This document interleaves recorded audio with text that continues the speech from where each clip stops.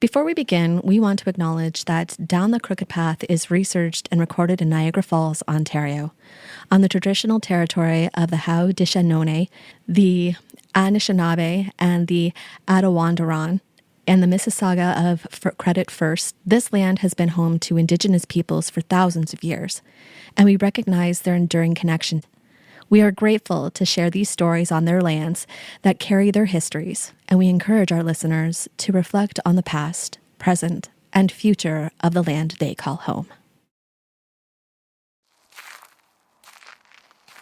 Welcome, wanderers, to Journey Down the Crooked Path, a place where the stories are stranger, the shadows stretch longer, and the things that go bump in the night might just be listening. I'm Amanda Joy, your guide into the eerie, the forgotten, and the downright bizarre. Here, we step off the well-lit roads of Canadian creepies and venture into the murky corners of history, folklore, and the unexplained, where the whispers grow louder and the truth is never quite what it seems. So let's take a deep breath, watch your step, and whatever you do, don't look back. Once you start down the crooked path, you never know what might follow. People will go through great lengths to save the life of someone that they love, travel across countries, pay thousands of dollars. Make a deal with the devil? That last one doesn't seem like such a stretch in some situations. In circumstances where the lines between science and superstition become blurred. In 1982, George Brown was a father so desperate he would desecrate the graves of his wife and daughters, burn a rotting human heart, and feed it to his son Edwin. Extreme and more than convoluted, but these events convinced George and his neighbors that they had saved a town from a vampire.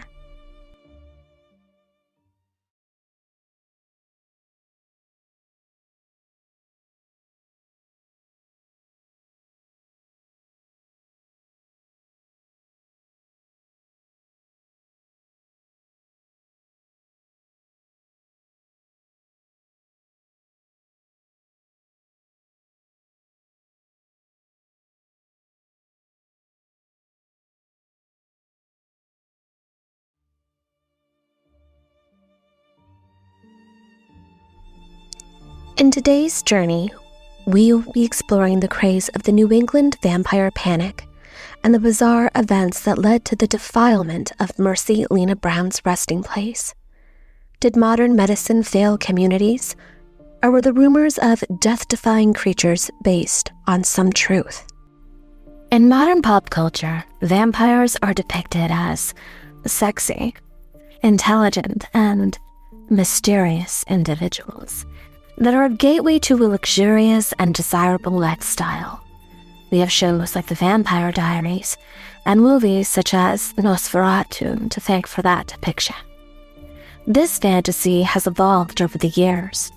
There was a time when such creatures were publicized as creepy, sickly stalkers lurking in the shadows, immortal beings who preyed on humans and can turn into bats or mist.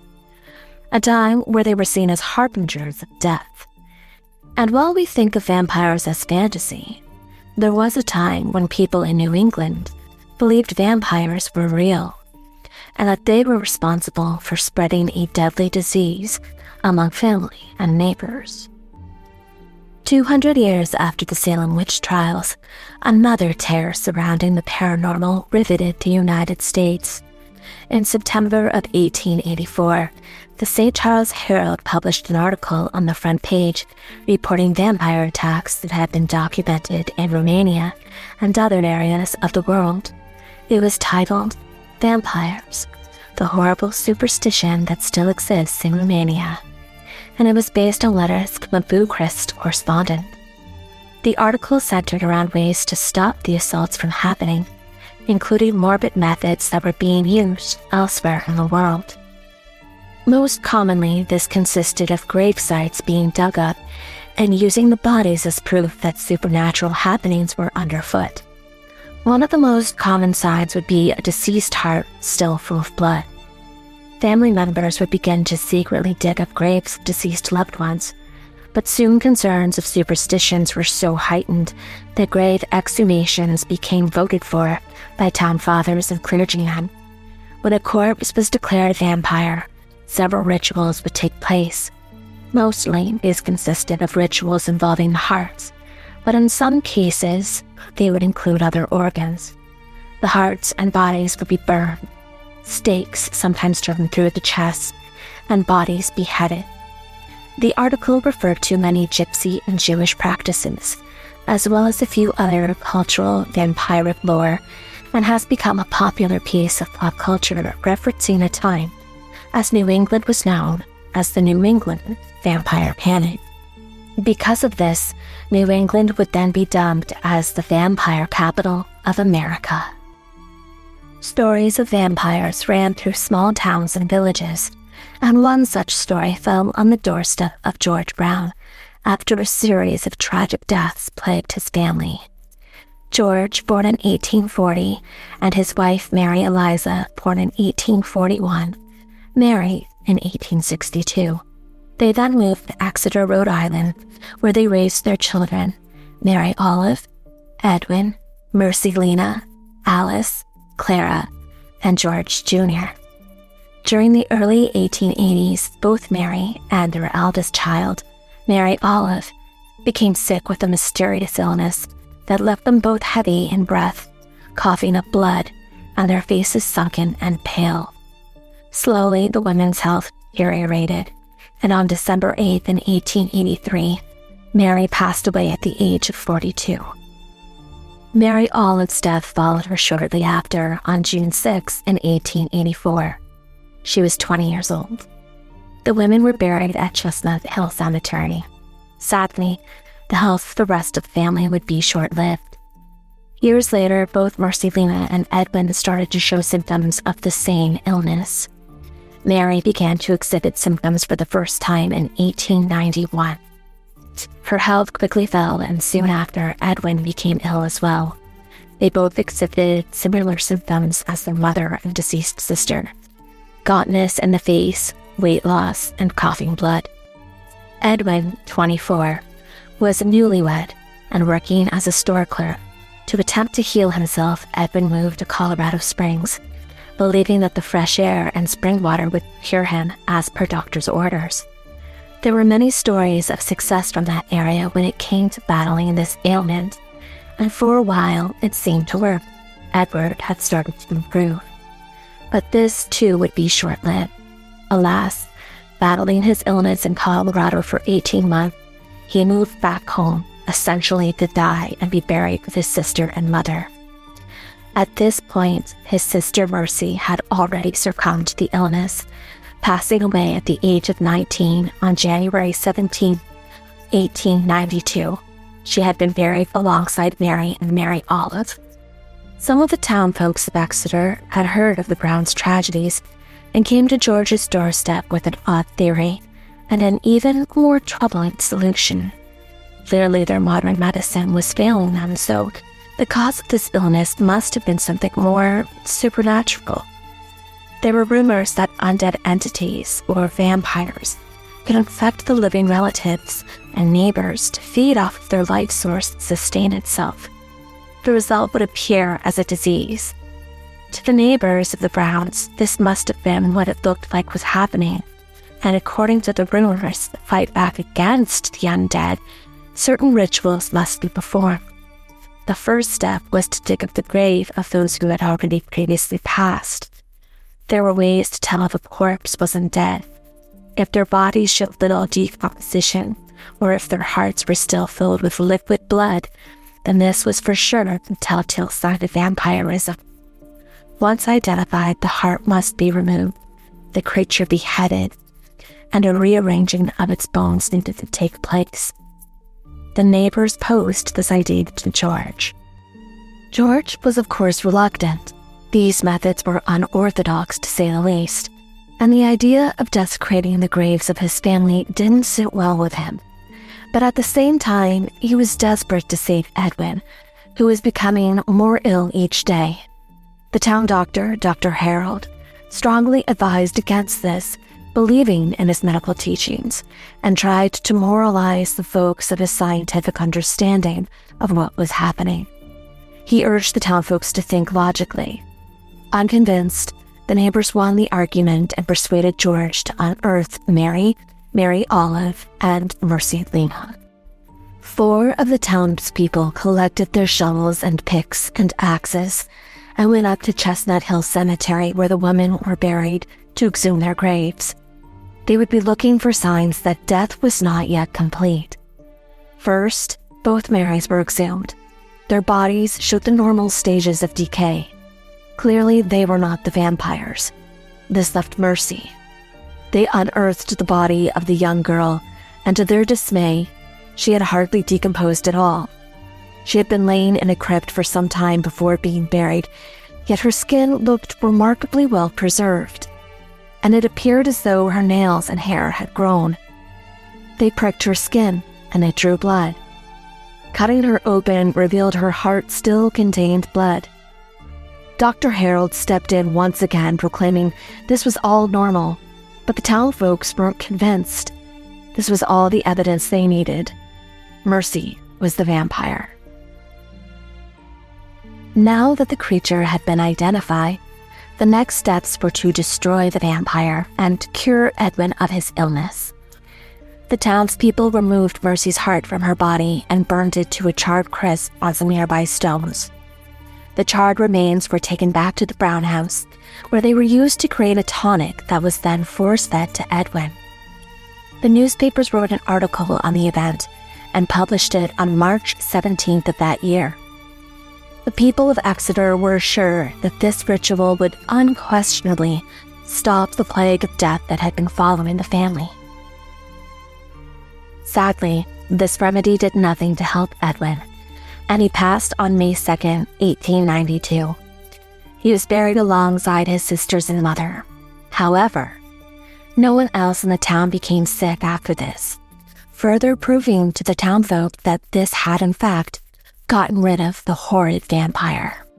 What was truly the cause of death of the Brown family? Was it a supernatural monster from beyond the grave, or were they simply sick? The answer is an illness called tuberculosis, or TB, and during the 19th century it was referred to as the wasting disease or consumption, since its symptoms presented in a way that made the infected look like they were wasting away. TB is a bacterial illness which mainly impacts the lungs, but it can affect other organs such as the spine or brain. It spreads through tiny droplets carried through the air when a person coughs or sneezes.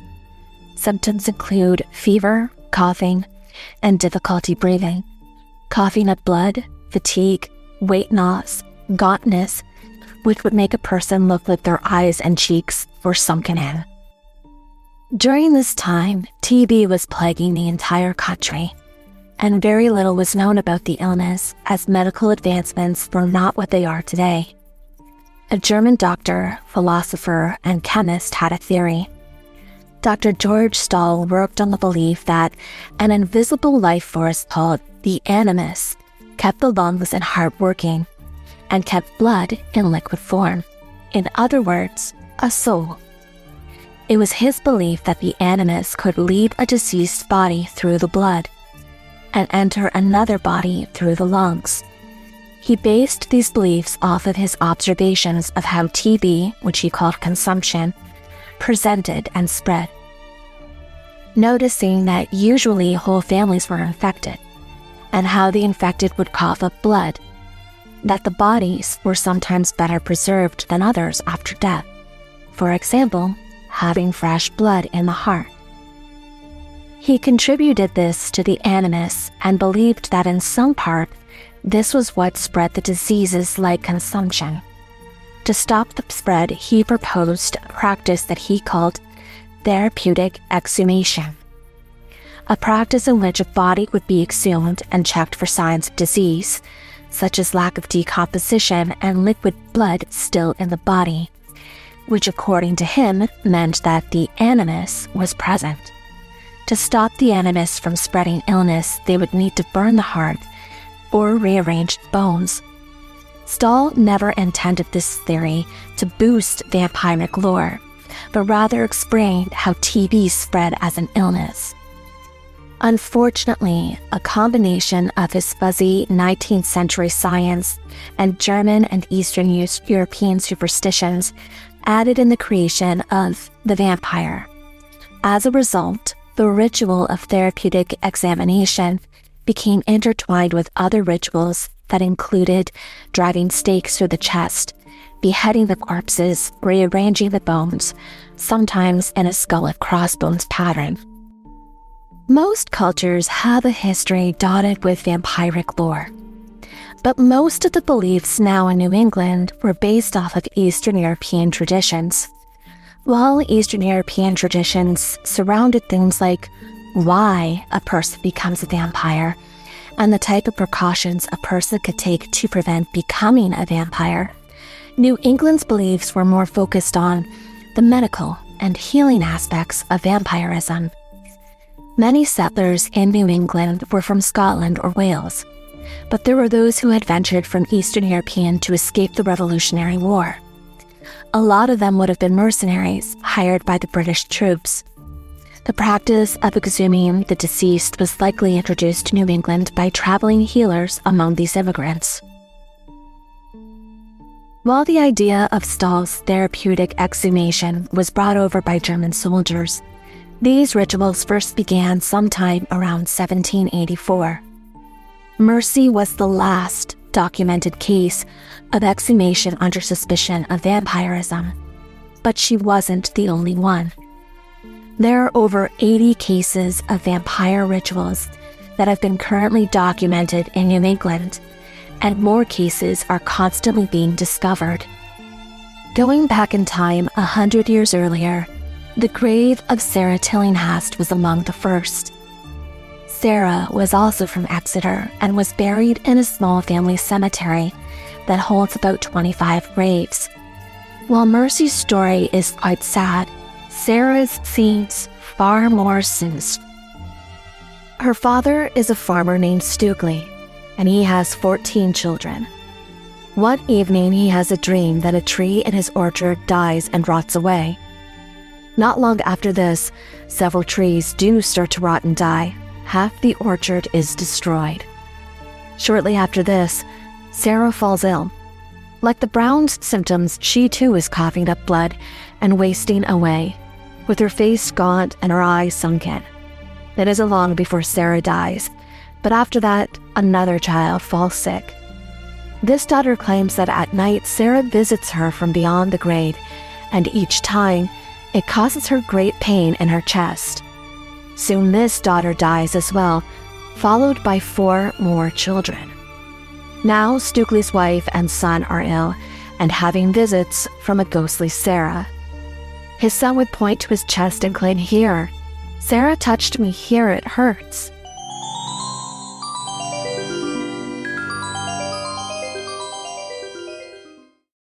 Once upon a time, in the land of everyday moments, there lived a sprinkle of magic called icing sugar photography. From sticky cake smash smiles to wind-swept yes moments, they capture the sugar sweet, the beautifully messy, and everything in between. Whether you're a blushing bride or a blooming family, or just want to freeze time for a second, icing sugar photography is your fairy god lens.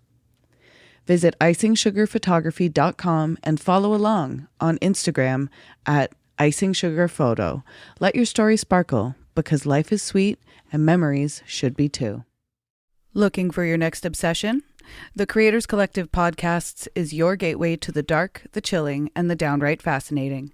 We're a community of independent podcasts with one goal: to share the best in true crime, paranormal tales, folklore, and unexplained mysteries. Whether you crave cold cases that won't stay closed, haunted histories that refuse to be forgotten, or stories that make you sleep with the lights on, there's a show waiting for you in the collective. And when you join us, you're not just listening to one podcast. You're stepping into a world of creators who love this stuff as much as you do. Check out the Creators Collective today. Follow the link in our show notes to discover your next favorite podcast. We'll be waiting for you. Let's take a moment during this break to talk about something that matters, something that doesn't get to be background noise. The Anishinaabe-Moan word, Ni-ki-na-gana, means we are all related, and we are. But relationship isn't just about words, it's about responsibility. Canadian author Naomi Klein once said, "It is not enough to say that we live on Indigenous land. We have to act as if we do." And one way to do that is by supporting Pay Your Rent, a grassroots mutual aid initiative that offers direct material support to Indigenous organizers across this land. It's not charity, it's rent. For those of us who aren't Indigenous to this place, it's a way to show up differently, to redistribute some of what's been taken. The Pay Your Rent Fund started as a one-time request for help in 2018 and grew into a nonprofit called Ni-ki-na-gana. Your monthly or one-time donation can help provide food, hygiene supplies, housing support, and resources for Indigenous-led resistance and community care. So if you've ever said, "We're all related," ask yourself, are you being a good relative? Visit payyourrent.ca and find out more about how you can be part of something better. Now, back to this case.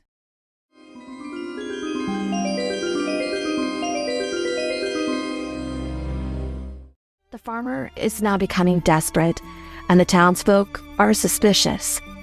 One farmhand has been telling a story from a neighboring town of the dead rising from the grave to torment families. In search of signs of the supernatural, they exhumed 6 of the deceased family members. Sarah's corpse was found to be extremely well preserved, despite having been the first to pass. Her heart was still full of blood. Her hair and nails appeared to have grown since being buried as well. The other 5 bodies, though, seemed to be decaying as one would have expected. This evidence, combined with the premonition-type dreams, was enough for the folks to perceive Sarah as a threat. They cut out her heart and burned it. While Stukely's wife recovered, his son was too sick and passed. But nobody else became ill or died. Proof that they were right about their suspicions all along. Some of the others include Rachel Harris, whose heart was burned in Woodstock, Vermont in 1790 after she died of consumption at the age of 37. There was Nancy Young, whose heart was burned in Manchester, Vermont in 1793 after she died of consumption at the age of 24. And Frederick Ransom, whose heart was burned in South Woodstock, Vermont, 1817. He died of consumption at the age of 20. Years after Mercy, a young man named Nellie Vaughn was believed to have been a vampire after death. Although his grave was never exhumed, it does bear a warning. Inscribed on his headstone reads, "I am waiting and watching for you." Rumor has it that nothing grows around his West Greenwich grave. These are just some examples of the New England vampire panic. But there are many more, and these events didn't just happen in New England. What would compel populations to be so strongly convinced of what we today would consider fictional nonsense? Today, we recognize that vampires are the stuff of legends, but there were plenty of misconceptions during the 19th century that would make for compelling evidence of the contrary. Wasting disease is a fitting description considering its symptoms. Patients quite literally wasted away, explaining the gauntness of the Brown's face and their sunken eyes. As this was an illness that attacks the lungs, patients often coughed up blood and experienced chest pains. This sounds like the Tillinghast case. A lot of these symptoms presented can be linked to how we describe modern vampires, including the sexy appeal vampires were supposed to have. Before heroin chic, there was TB chic, comparable to Tim Burton's Corpse Bride. Women who were paler with larger eyes were considered to be the beauty standard. The paleness and gaunt faces of TB created this look. Even coughing up blood would leave stains of blood around the mouth. A stark way of how we would identify vampires today. Now we have an understanding of what tuberculosis is. We have treatments and even vaccines for it. But at the time of the vampire panic, not much was known about airborne illnesses such as TB. Doctors were still trying to understand it, and they didn't realize that it was a contagious bacteria that spread through the air, making larger families living under one roof and small, tight-knit communities more susceptible to the disease. To doctors, the best way to cure the illness was to move the patient to a different climate. As the lungs were affected, locations with drier, warmer climates were more desirable. Obviously, this didn't help, as such was the case with Edwin Brown moving to Colorado in hopes to be cured. All this did was spread the disease. Other remedies included breast milk from a pregnant woman or placing bits of seaweed under your pillow. But of course, these methods didn't help either. With a lack of understanding came growing desperation. Combined with a heavy dose of fear, neighborhoods began to lose faith in the medical leaders, and they started to come up with their own conclusions and remedies to the problem. It was clear to them that the cause of death wasn't medical in nature, but supernatural. To us, these methods seem utterly ridiculous. But to the people of the time, it was sound logic. So when placing seaweed under their pillows at night didn't help, of course, desperation made vampire rituals seem more reasonable to them. These conclusions were based off of real-life observations and making comparison to real-life situations. For example, opening a grave to find a corpse with blood in its mouth must have been an indication that the corpse was feeding on blood. The dead are not supposed to grow, so if their nails and hair appear to still be growing, person cannot be fully dead. We now understand that after a person dies, their hair and nails do not continue to grow. It's more of an illusion created from water leaving the body, and as such, skin clings tighter to the body. As it recedes, more of the nail bed shows, creating the appearance of growth. So how does science explain the state of Mercy's body when she was exhumed? How is it that her body hadn't decomposed? Some reports vary on this matter, but most agree that her body probably was stored in an above-ground crypt for several months after death. At the time of her passing, the ground was too frozen to break, so the town needed to wait for a thaw to dig a grave. It is surmisable that if the ground was frozen from winter weather, the cold would also have preserved her body. We understand now that with cold temperatures, decomposition can be prolonged. When you take into consideration the cold weather conditions and the fact that Mercy was the most recently deceased, having died that January, it only stands to reason that her body would have not been as decomposed as those of her mother and sister. While death surrounded them, George Brown and certain members of the Tillinghast family seemed to be untouched by the illness. But how is this possible? Like many other diseases, tuberculosis is a confusing illness. It presents very differently in every person it infects, and some people are asymptomatic, meaning that they present no symptoms at all. They become carriers of the illness, but they don't suffer from the life-threatening symptoms. There are some historians that believe Edgar Allan Poe was one such person. If Poe had a romantic interest in you or loved you at all, it was most likely a death sentence. Many of his female companions passed from TB, and yet he himself never formally contracted the illness. We understand that TB is spread through water droplets, making families under one roof easy targets for infection. So how is it that Mercy Lena didn't show any symptoms until years after her mother and sister were taken by the disease? Again, TB can present differently in everyone it affects. One way is referred to as galloping. This is where a person can be infected with TB, but remain asymptomatic for many years. When symptoms do arise, the illness becomes aggressive, and the infected rapidly declines much faster than those who presented symptoms shortly after becoming sick. While it was never documented, it is hypothesized that Mercy and Edwin both had the galloping forms of TB. There was more to telling if a person was a vampire than just their symptoms or their body. There were other convincing factors. Sometimes it was a person's grave site. People at that time had some sort of a sense that in a certain respect, death is contagious. And there were no witness accounts of a person physically leaving a grave or sucking blood. But if a vine was traveling across the ground or from one grave to another, this was an indication that another family member would soon die. The vine was seen as a transference of the illness or evil.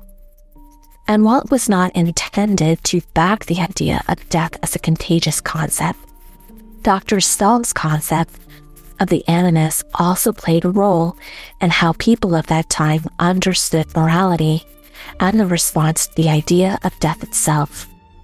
To many, death by itself is a scary concept.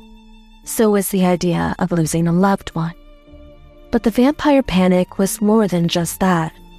It was also about what happens after we die. Today, part of the appeal of being a vampire is getting to live forever, and being young and the beautiful aspect. But this was a society deeply rooted in strong Christian philosophies. The idea of an afterlife and heaven was forefront in how people conducted their day-to-day lives. To be undead and to live forever meant no heaven. The curse of being a vampire meant to never be with God. It also meant that you were soulless, which was a terrifying notion to the people of the 1800s. Their spiritual health, as well as their physical, was at risk, and this added to the desperation that people held. The craze of vampire rituals and belief eventually came to an end because of several things, primarily medical advances and scientific understanding. TB has existed for an estimated 9,000 years. There are archaeological finds that date back to the Neolithic period. But it wasn't until 10 years after Mercy's death, a German microbiologist discovered the bacteria responsible for the illness. While 10 years seems like a long time to pass before people stopped desecrating graves, there was certain scientific steps that needed to take place first, especially when there are lesser advancements than we are currently accustomed to today. Discovering the cause or source was only the beginning to the solution. The first medications that were found to be effective against TB weren't discovered until 1944. They included streptomycin and aminoxylic acids, followed by what was referred to as triple therapy. This included 2 medications and then slowly introducing a third, followed by the first antibiotic treatment in 1949. Although the first vaccines against TB were used in 1921, that doesn't mean that this was an effective medication as the vaccines we know today. While advancements were made over the years, it wasn't until the 1980s that medical science even found a cure. Medical treatments alone were not responsible for quelling the fears of vampires. New burial practices helped as well. In the time of the 19th century, the practice of embalming wasn't widely used, nor was it as sophisticated as it is today. The dead were laid to rest in simple wood coffins. No fancy jewelry or elaborate clothing. The Civil War introduced embalming on a larger scale. Suddenly, there was a concern about preserving bodies for grieving families. In the countryside, the embalming brought peace of mind, that it could ensure a corpse was truly lifeless. After all, If blood was the life source for soul, then to remove all the blood from a body and replace it with a chemical would mean that a corpse was truly lifeless. The 19th century was marked by technological innovations, social changes, and a political system increasingly focused on economic growth. Urban centers became hubs of commerce, education, and diverse ideas. Larger cities experienced a significant transformation due to rapid industrialization and urbanization. The inventions of new machinery and steam power led to the establishment of factories, which attracted large numbers of people from rural areas seeking employment.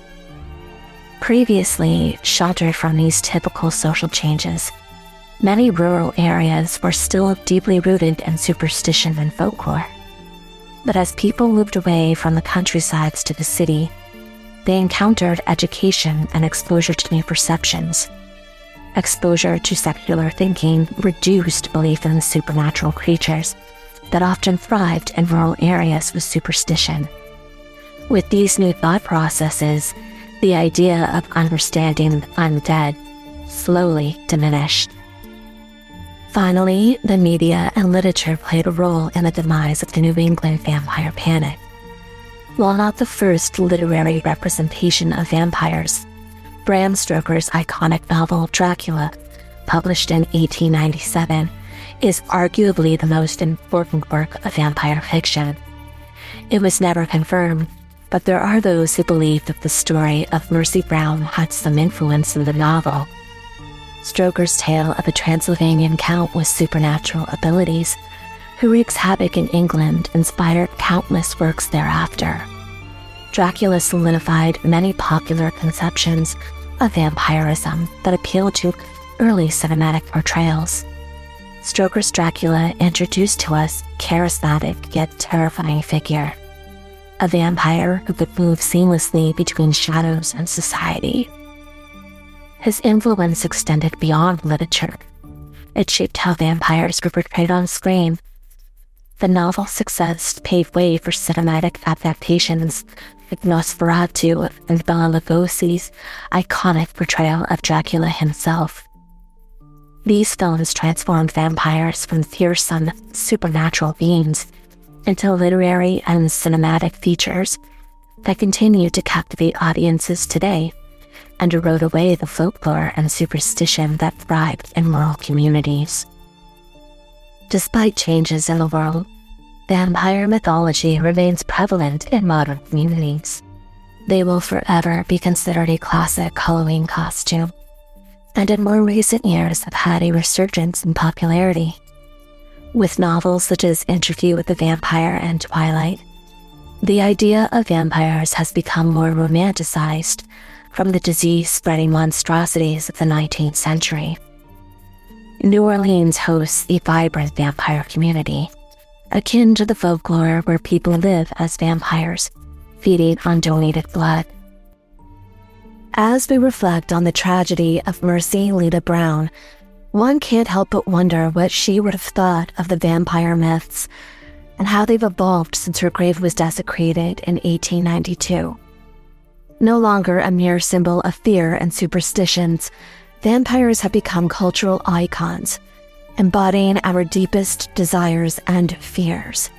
They represent not only terror of death, but our fascination with the idea of eternal life.